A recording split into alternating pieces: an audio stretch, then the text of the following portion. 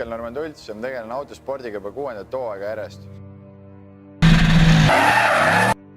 Tegelen driftimisega juba alates 2013. aastast, kus kõige ägedam hooaeg tuli meil eelneval hooajal. 2017. aastal me suutsime saavutada esikoha nii Põhja-Euroopa meistrivõistlustel kui ka Eesti meistrivõistlustel. 2018 hooajal teeme kaasa Eesti meistrivõistlustel, Põhja-Euroopa meistrivõistlustel ja Baltika sarjas. Samuti on minu suuremateks toetajateks sellel hooajal A1M Motosport, mis tegeleb ralli, drifti ja motocrossiga. Samuti ka Grolls Eesti, kes tegeleb isikukaitsevahendite ja tööriiete müümisega. Samuti on andnud oma panuse hooajale ka Värval Trans Tartu OÜ, kes on auto täielikult üle värvinud ja kõrvaldanud kõik iludefektid. Castrol Eesti, kes tegeleb kvaliteetmäärdainete müügiga. Atoi Automotive, kes müüb auto varuosi ja sellele vajaminevaid tarvikuid.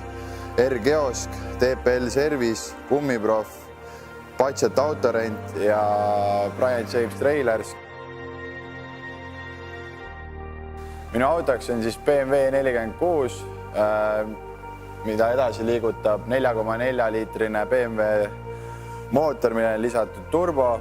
Samuti oleme teinud ümber ehitusi ka kapoti alt, kuna seadustele autot vastavamaks muuta. Ja samuti oleme asendanud metall tagumise osa, mis on siis betoonseinte vahel liikumiseks natukene mõnes mõttes ohtlik, asendanud fiibriga ja teinud ka välimuselt autot natukene laiemaks. Sellel nädalal siis on meie esimene võistlus, mis toimub Lätis Pikerniki ringrajal, kus avame Eesti meistrivõistluste ja Baltika sarja.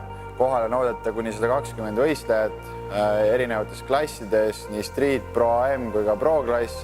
Ja võistlus tundub tulla väga huvitav, kuna tegemist on ikkagist hooaja algusvõistlusega. Nii et tulge meile Lätti kõik kaasa elama ja näeme seal. Tšau!